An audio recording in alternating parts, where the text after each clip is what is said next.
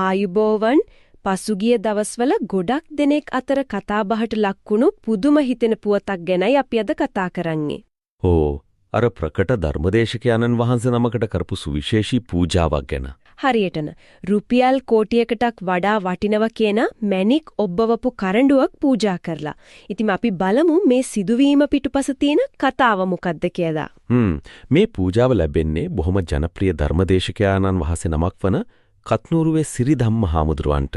ඔව්, ඒ වගේම මේ මහා පරිත්‍යාගය සිදු කරන්නේ කවුද කියන එකත් වැදගත්. ඒක කරන්නේ කහවත්තේ ගුරුගේ මණිකායතනයේ හිමිකරු ගයාන් ගුරුගේ මහත්මයා. එතුමා විතරක් නෙවෙයි නේද? නෑ, එතුමායි එතුමාගේ මව ස්වර්ණා ගුරුගේ මහත්මයයි එකතු වෙලා තමයි මේ පූජාව කරලා තියෙන්නේ. සාමාන්‍යයෙන් මේ වගේ විශාල පූජාවක් පිටුපස ගැඹුරු හේතුවක් තියෙන්න ඕන. මොකද්ද මේ සිදුවීමට පාදක වුණු කතාව? ඒක ඇත්තටම හරිම සංවේදී කතාවක්. මේකට මූලිකවම හේතු දෙකක් බලපාලා තියෙනවා. හේතු දෙකක්? ඔව්. පළවෙනි එක තමයි ගුරුගේ මැණික් ව්‍යාපාරයේ නිර්මාතෘ දිවංගත ජිනදාස ගුරුගේ මහත්මයාව සිහිපත් කිරීම. හරි. අනුස්මරණයක් විජේකර. ඒකනේ. දෙවෙනි කාරණේ තමයි ඒ මහත්මයාගේ ස්වර්ණා ගුරුගේ මහත්මයාගේ විවාහ සංවත්සරයේ සැමරීම. ඒ කියන්නේ මේ කාරණා දෙකම මුල් කරගෙන තමයි මේ පූජාව කරලා තියෙන්නේ. ඔව්, ජනවාරි 25 වෙනිදා විශේෂ ධර්මදේශනාවක් සංවිධානය කරලා ඊට පස්සේ තමයි මේ අගනා පූජාව සිදු කරලා තියෙන්නේ. ඒ පෞද්ගලික හේතු ටික ඇත්තම හිතට වදිනවා. ඒ වගේම ඒ අනුස්මරණය වෙනුවෙන් වුන් තෝරාගත්ත පූජා වස්තුවත් අති විශිෂ්ටයි.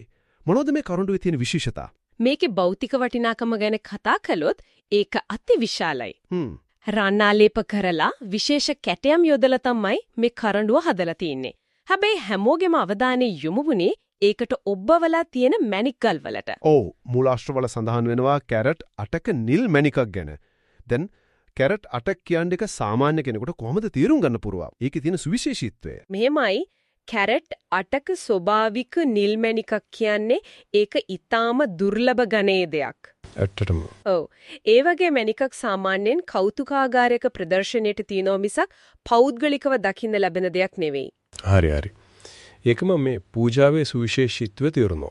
ඒ විතරක් නෙවෙයි. ඊට අමතරව බ්ලූ සැෆයර් කියන වර්ගයේ තවත් මැණික්ගල් 32ක්. 32ක්. ඔව්. ඒ වගේම තවත් වටිනා නිල් සහ රතු මැණික් වර්ග රාශියකුත් මේකට ඔබවලා තියෙනවා. හැබැයි මෙතන හරිම සිත් ගන්නසුළු කාරණයක් තියෙනවා. අර ගයන් ගුරුගේ මහත්මයා කියලා තියෙනව නේද? මේක පූජනීය කටයුත්තක් නිසා මැණික්වල නිශ්චිත වටිනාකම ගණනය කරේ නැහැ කියලා. ඒකනේ. ඒ ප්‍රකාශයෙන්ම පැහැදිලි වෙනවා එයාලගේ අභිප්‍රාය වෙලා තියෙන වටිනාකම ප්‍රදර්ශනය කරන එකට වඩා ශ්‍රද්ධාව ප්‍රකාශ කිරීම. හරියටම. තමන්ගේ ශ්‍රද්ධාව සහ පෞලේ අනුස්මරණය වෙනුවෙන් උපරිම ගෞරවයක් ලබා දීම කියන එක. ඒ වගේම තවත් විශේෂ දෙයක් තියෙනවා. ධර්ම දේශනාවට හාමුදුරනෝ ගෙන්නපු විදිහ. ඔව්, ඒකත් මේ සිදුවීමේ කැපී පෙනෙන අංගයක්. සිරිධම්ම හාමුදුරන්ව හෙලිකොප්ටරයකින් තමයි වැඩම කරවලා තියෙන්නේ. ඒ කියන්නේ මේ අවස්ථාවේ පරිමාණය කොයිතරම්ද කියලා ඒකෙන්ම හිතා ගන්න පුළුවන්. ඇත්තම. ඉතින් මේ සියලුම එකට ගත්තම මේක නිකම්ම පරිත්‍යාගයක් නෙමෙයි. මේකදී පෞද්ගලික ශ්‍රද්ධාව, පෞලට කරන ගෞරවයක් සහ ඊට ඉහළ භෞතික වටිනාකමක් මේ ඔක්කොම එකට එකතු වෙලා තියෙනවා. හරියටම. මේ වගේ පූජාවන් අපේ ඉතිහාසයේ රජවරුන්ගේ කාලේ ඉඳන්ම දකින්න ලැබෙන දෙයක් නේ. ඔව් ඇත්ත. හැබැයි නූතන ව්‍යාපාරික ප්‍රජාව මේ විදිහට Tamanගේ ව්‍යාපාරික ක්ෂේත්‍රයටම ආදාළ දෙයක් යොදාගෙන ශ්‍රද්ධාව ප්‍රකාශ කිරීම ඒක සමාජීය වශයෙන් වැදගත් සංසිද්ධියක්. ඇත්තම. එසේනම් මේ සිදුවීම අපිට ඉතන්නේම කිතුරු කරනවා. එනම් කෙනෙකුගේ ඇදහිල්ල ප්‍රකාශ කිරීමේදී ඒ සඳහා යොදා ගන්නා දේවල භෞතික වටිනාකම සහ එහි සංකේතාත්මක වටිනාකම මේ දෙක එකිනෙකට සම්බන්ධ වෙන්නේ කොහොමද කියන කාරණය ගැන මෙනෙහි කරන්න මේක හොඳ අවස්ථාවක්.